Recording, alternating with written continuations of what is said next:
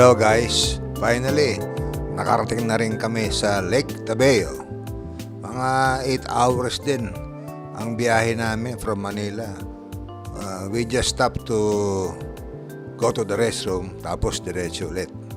So eto, nagtitimpla muna ako ng kape, tapos magluluto na ako ng rice for breakfast. Yung tirang rice namin hanggang tanghalian na yan. So, sige. We'll see you again later. Thank you.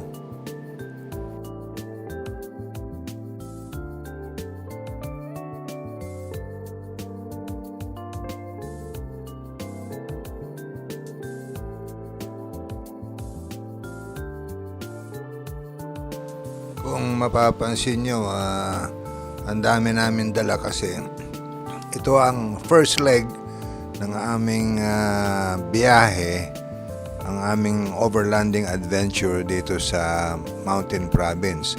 Ang uunahin namin ay Lake Tabeo, tapos Mount Olis sa Atok, Benguet, and then dalawang campsite naman sa Sagada. So ito, ang dami namin dala. Provisions namin for more than a week na biyahe namin dito. Sana tunghayan nyo yung aming mga biyahe para masubaybayan ninyo. Salamat po.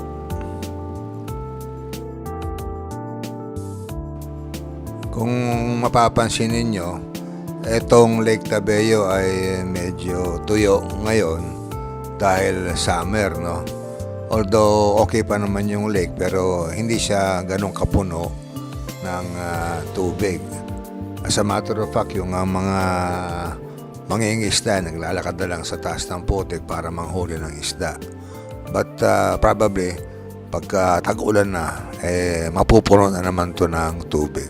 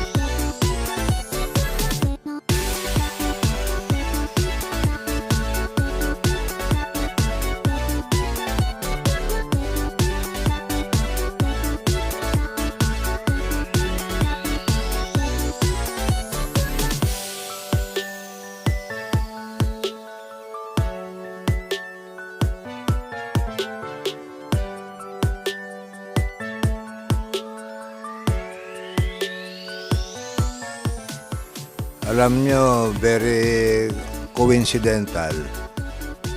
Nagkita kami ni Cap Jerry at ni Cap Den dito sa Lake Tabeo. Halos sabay kaming dumating. Nauna lang sila ng konti. Pareho rin, 3 days and 2 nights kami.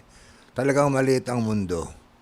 Sukat pa na dito pa kami magkikita sa Lake Tabeo. Sabi nga nila kung nakapag-usap daw kami priorly, baka nakasama sila sa amin ni Christian sa ibang lakad namin dito sa aming overlanding sa Mountain Province. Siyempre sayang din Nandito ka na, might as well pasadahan mo na lahat ng mga magagandang tanawin dito. Yun lang po. Anyway, maraming salamat sa inyong pagsubaybay ng aming munting overlanding adventure. God bless.